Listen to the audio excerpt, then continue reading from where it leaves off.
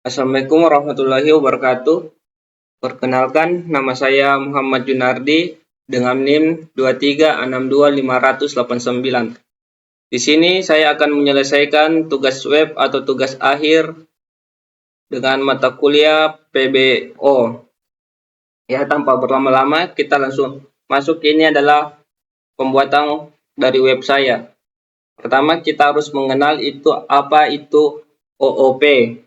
OOP adalah Object Orientasi Programming, adalah paradigma programan yang menggunakan objek dan kelas. Sebagai dasar utamanya, OOP mengorganisasikan kode program ke dalam objek-objek yang merepresentasikan entitas dunia nyata.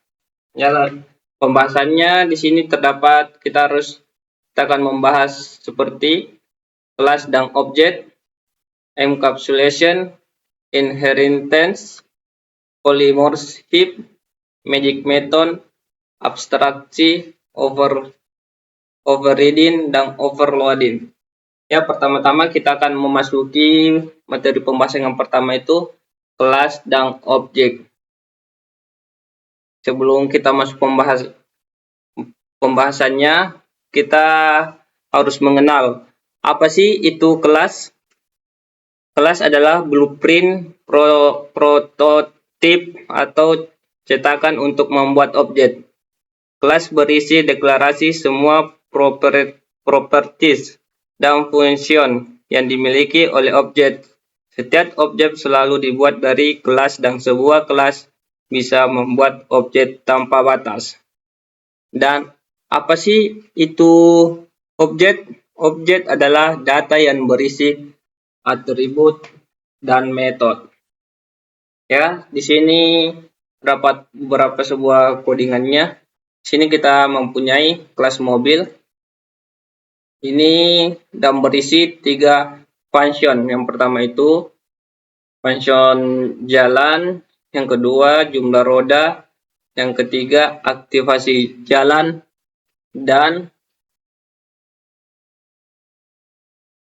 dan memiliki satu atribut. Ya, di sini seperti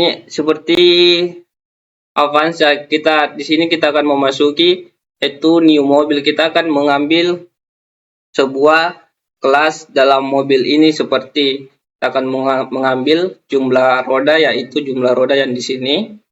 Yang kedua itu aktivasi jalan sebelah sini, yang ini. Dan hasilnya yang ini, mari kita lihat saja di codingannya. Nah, ini adalah codingan dan objek. Ya, di sini terdapat 3 function, yaitu jalan, jumlah roda, dan aktivasi jalan yang lain-lainnya. Di sini dia akan mengambil new mobil atau kelas dalam mobil tersebut. Di sini kita akan mencari jalannya. Di sini kita akan memasuki output counter, yaitu seperti kita akan print jumlah roda yang termasuk di sini. Kita akan mengambil jumlah rodanya, yaitu seperti sini, jumlah roda. Itu ada roda di sini. Yang kedua itu kita akan print aktifkan jalan yang berada di sini, seperti ini jalan. Terus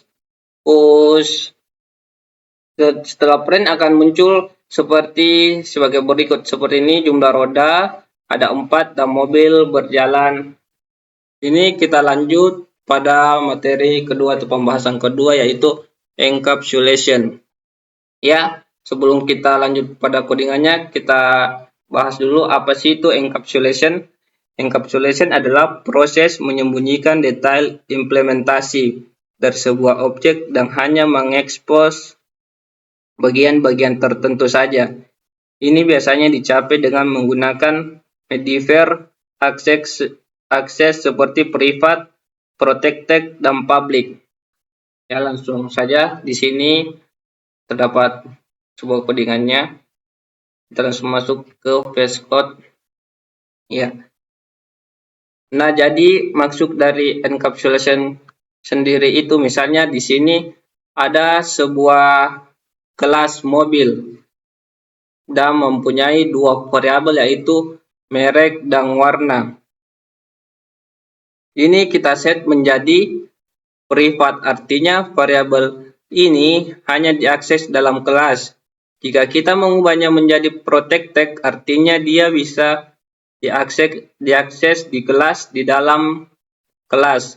Dan turunan jika kita set yang menjadi public, artinya dia juga bisa diakses di dalam kelas turunan dan di luar kelas. Jadi public ini bisa diakses di mana saja. Seperti ini codingannya. Hampir sama dengan yang tadi. Jadi di sini dia memberikan outputnya. Di sini kita akan lanjut ke materi 3 yaitu inheritance. Yaitu sebelum kita mulai pada codingannya, ini adalah pembahasan dari inheritance. Inheritance adalah mekanisme di mana sebuah kelas dapat mewarisi atribut dan metode dari kelas lainnya. Artinya kita dapat membuat kelas baru yang menggunakan sifat-sifat dari kelas yang sudah ada. Ya, seperti pada ini. Nah, kita masuk ke codingannya itu di VS Code. Ya, di sini misalnya ada namanya kelas hewan, terus turunannya yaitu kelas anjing. Nah, jadi properti dan metode yang ada di kelas hewan diwarisi ke kelas anjing. Jadi misalnya saya membuat objek dari kelas anjing, saya memanggil fungsi yang ada di kelas hewan. Nah, misalnya di sini saya echo nama hewan, objeknya terus fungsinya yang ada di kelas hewan di sini, maka ini akan menampilkan hewan yang ada di kelas hewan. Jadi kesimpulannya inheritance semua metode bisa diakses di kelas anjing. Seperti di sini outputnya yaitu anjing saya get nama di situ terdapat dari sini, tapi kelas hewan bisa juga diakses di kelas anjing. Jadi suaranya termasuk itu di sini petung good. Munculnya seperti ini. Python is good. Ya, di sini kita lanjut ke materi keempat yaitu polymorphism. Ya, di mana sebelum kita lanjut ke codingannya, saya akan menjelaskan beberapa sedikit tentang polymorphism. Yaitu polymorphism adalah kemampuan untuk menggunakan metode yang sama pada objek yang berbeda. Ini biasanya dicapai melalui overriding dan overloading berbeda. Ya, seperti ini dari web saya. Terus kita langsung masuk ke codingannya di VS Code. Kita akan mencari codingan polymorphism. Ya, di sini polymorphism terdapat 3 kelas. Yang pertama itu kelas hewan atau kelas induknya, dan turunannya itu kelas anjing dan kucing. Ya, di mana polymorphism di sini kita akan memprint dalam bentuk sini tadi good, nama hewan good dan suara hewan meong. Codingannya di sini. Terus kita akan mengambil yaitu objek dari anjing tersendiri, yaitu seperti di sini.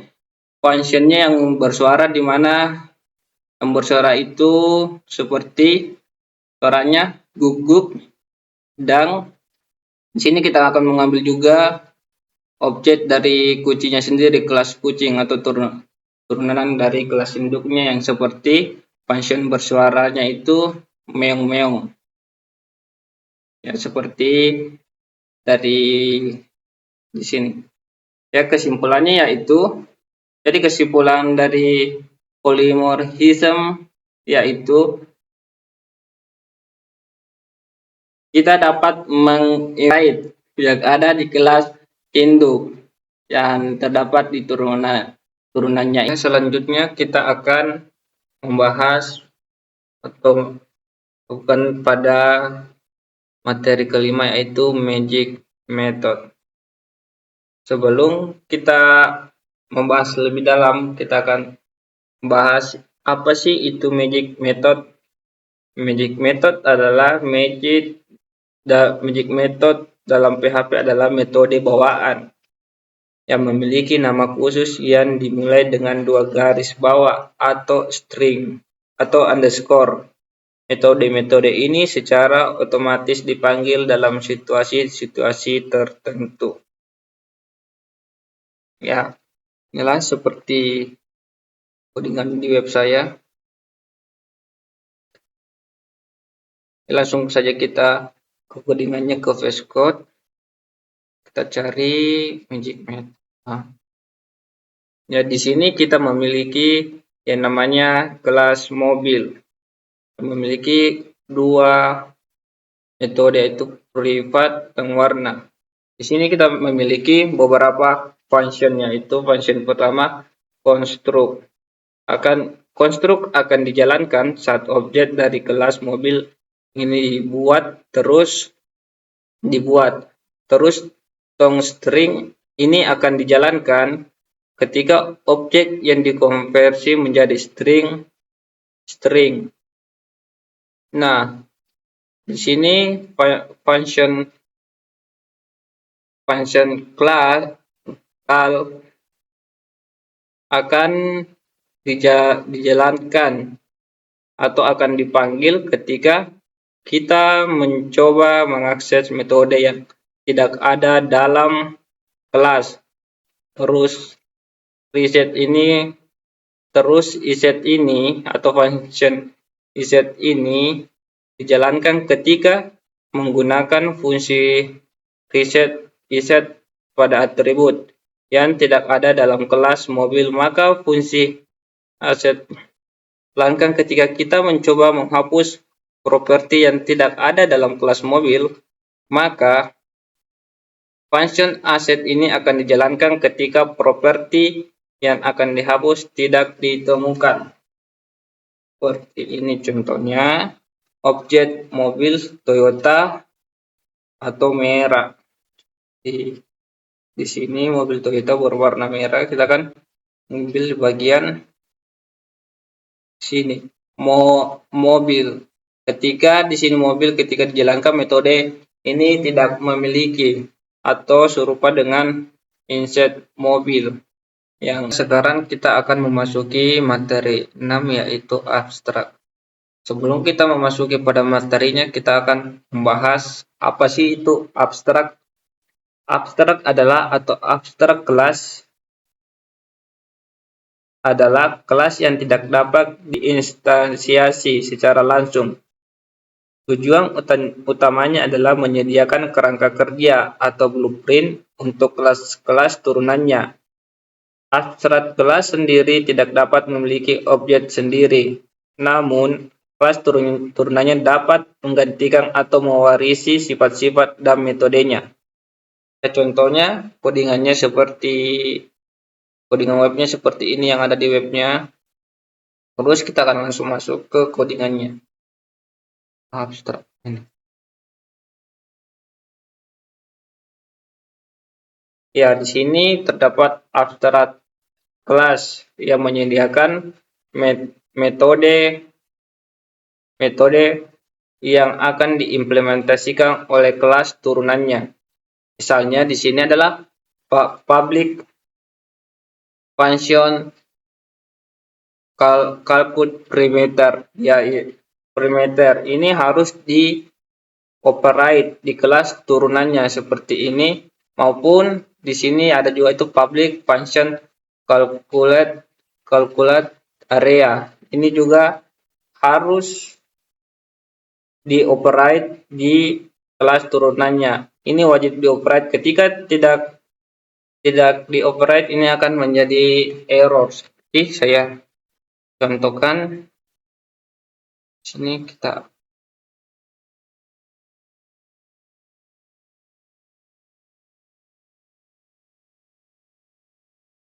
Ya, seperti ini webnya akan error ketika kita tidak override kelas turunannya.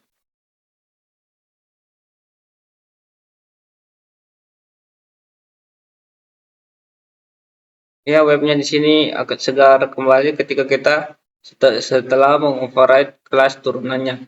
Jadi kesimpulannya pada kelas abstrak itu adalah ini harus diimplementasikan atau dioverride-kan oleh kelas turunannya jika tidak mau mengerrorkannya. Seperti itu. Ya, di sini kita akan melanjut materi yang ketujuh yaitu overriding.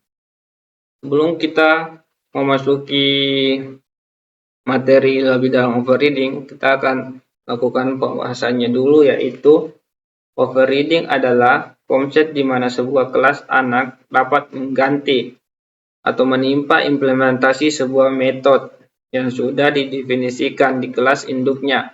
Proses ini memungkinkan kelas anak untuk memberikan implementasi khusus untuk metode yang sama namanya yang ada di kelas induk. Ya, codingan webnya seperti ini. Terus kita akan melanjutkan ke webnya atau codingannya. Sini overriding ini. Ya, codingannya seperti ini.